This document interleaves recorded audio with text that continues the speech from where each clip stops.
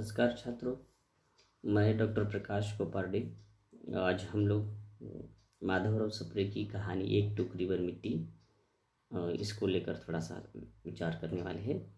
वैसे आकार की दृष्टि से बहुत ही लघु है ये कहानी और माधवराव सप्रे जी की ये कहानी इसलिए भी अत्यंत महत्वपूर्ण है कि हम जिस महाराष्ट्र प्रदेश से संबंधित हैं उस महाराष्ट्र के एक लेखक की ऐसी रचना जिसकी चर्चा हिंदी साहित्य में हिंदी की पहली कहानियों में की जाती है।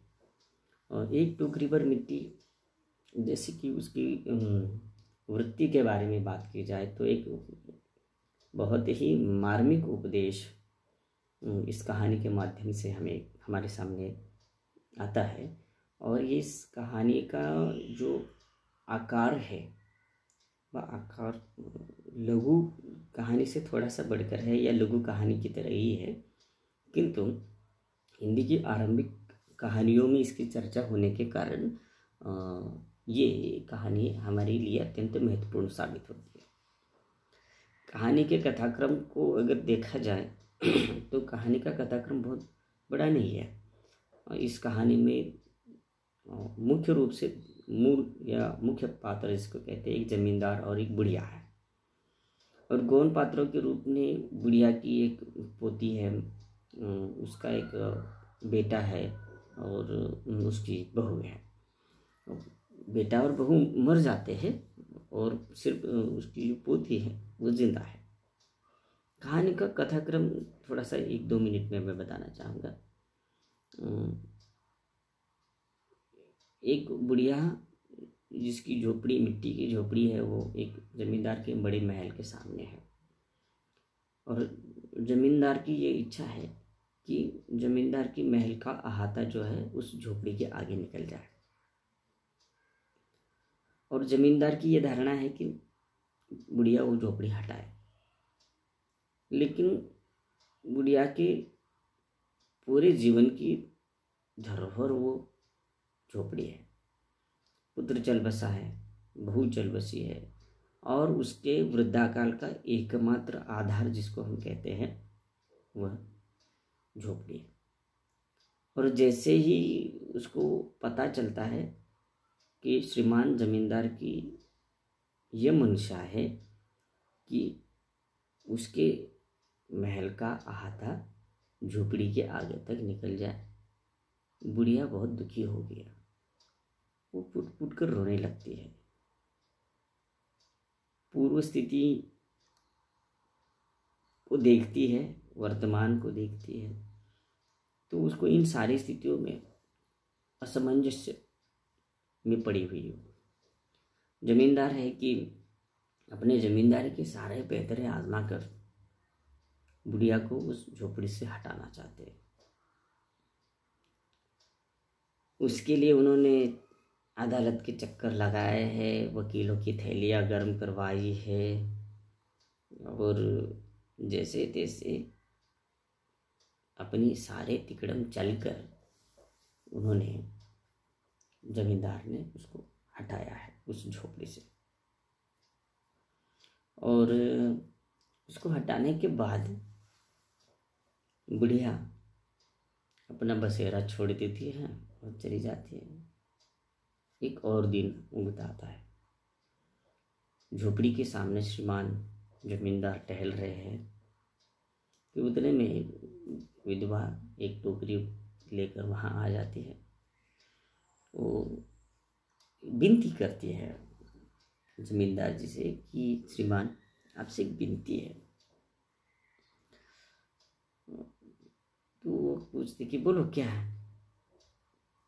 मेरी पोती जो है वो खाना नहीं खा रही है जिस दिन से हमने ये झोपड़ी छोड़ी है, इसलिए उसके लिए खाना बनाने के लिए मैं इस मिट्टी से एक चूल्हा बनवाना चाहती हूँ। और अगर उससे उस चूल्हे पर पकी हुई रोटी वो खाएगी ना तो मैं जानती हूँ कि वो शांत हो जाएगी। तो महाराज कृपा करके आज्ञा दे दे तो एक टोकरी मिट्टी मैं यहाँ से उठाना चाहती हूँ। एक टोकरी मिट्टी के लिए श्रीमान ने आज्ञा दे दी। विधवा झोपड़ी के भीतर चली गई। उसे सारी पुरानी बातें याद आ गई, लेकिन फिर भी बुढ़िया ने अपने मन को कठोर करके एक टोकरी मिट्टी की भर दी। और एक टोकरी मिट्टी की भरने के बाद जमींदार के पास जाकर उसने कह दिया कि श्रीमान, कृपा करके इस टोकरी को थोड़ा सा हाथ तो लगाइए ताकि मैं इसको सिर पर धर सकूं। श्रीमान ने कोशिश की, पहली बार कोशिश की, दूसरी बार कोशिश की। जो ही टोकरी को हाथ लग जाता है त्यों ही उठाने में अपनी असमर्थता को महसूस करते हैं, समझ लेते हैं उसको। तो बुढ़िया कहती है कि महाराज, नाराज न हो जाए, आपसे तो एक टोकरी भर मिट्टी भी नहीं उठाई जाती। फिर जिंदगी भर इस झोपड़ी में जो हजारों टोकरी मिट्टी पड़ी हुई है, उसका बोझ आप कैसे उठाएंगे? जमींदार साहब का जो सारा जमीन जायदाद, महल का धन, मद, गर्व था, वो सब ढह जाता है क्षण में। और अपने कुकर्म पर वो पश्चाताप करने लगती है और विधवा से सविनय क्षमा मांगकर उसको उसकी झोपड़ी वापस दे देती।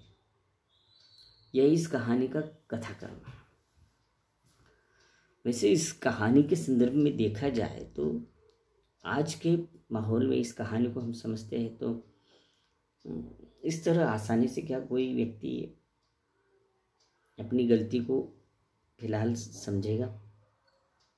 यह एक पहला प्रश्न या पहला संशय इस कहानी को समझने के बाद हमारे सामने आ जाता है। भारतीय महान संस्कृति में यही बात कही गई है कि शब्द की चोट बहुत गहरी चोट होती है, और जो शब्दों से चोटिल होकर अपने मार्ग को बदलता है वह असली मनुष्य है। तो यहाँ देखिए, एक बहुत बड़ा जमींदार बुढ़िया की 2 मार्मिक वाक्यों से आहत होता है और अपनी गलती पर पश्चाताप करता है। ये असल मानवीय संवेदना का उदाहरण होगा, या ऐसी स्थिति होनी चाहिए। माधवराव सप्रे ने एक दूसरी बात भी इस कहानी के माध्यम से कही है कि जिस समय यह कहानी लिखी गई तब जमींदारी वर्ग का या जमींदारों का भारतीय समाज व्यवस्था में एक बहुत ही गहरा प्रभाव था। क्या सप्रे जी ये कहना चाहते हैं कि उस समय की जमींदारी प्रवृत्ति को लेकर जो कुप्रचार हुआ है वो गलत है? एक और ये भी कहा गया है कि जमींदार की वृत्ति खराब थी, और दूसरी ओर हृदय परिवर्तन की भी बात की गई है। तो माधवराव सप्रे जी इसमें संतुलन बनाते हैं कि धन, मद या बल से समृद्ध व्यक्ति अन्याय की मानसिकता तो जरूर रखता है, लेकिन उसको सीधे रास्ते पर लाने की जिम्मेदारी भी हमारी है। जैसे उस बुढ़िया ने अपनी युक्तियों से अपनी झोपड़ी वापस ले ली, तो हमेशा बल से बुद्धि का प्रयोग भी अत्यंत महत्वपूर्ण साबित हो जाता है। ये एक तथ्य, उपदेशपरक कथा, शब्दों का मर्म, शब्दों का महत्व, युक्ति, जमींदारी वृत्ति और हृदय परिवर्तन जैसे कई बिंदुओं पर एक टोकरी भरी मिट्टी, ये कहानी अपने उद्देश्य को पूर्ण करती है, क्योंकि एक टोकरी भर मिट्टी ने पूरे जमींदार के व्यक्तित्व को हिला दिया है। इसलिए इस कहानी को एक टोकरी भर मिट्टी यह शीर्षक दिया गया। शीर्षक अपने आप में सार्थक है, कलेवर लघु है, लेकिन मार्मिक है, और जितने भी संवाद बुढ़िया और जमींदार के बीच होते हैं वो कथाक्रम को आगे बढ़ाते हैं और कथा के पूर्ण उद्देश्य को भी सफल बनाते हैं। इस दृष्टि से ये कहानी अत्यंत महत्वपूर्ण है। ये लघु कहानी होने के कारण इसको हम कम समय दे रहे हैं। ये यहाँ कहानी समाप्त हो जाती है। धन्यवाद।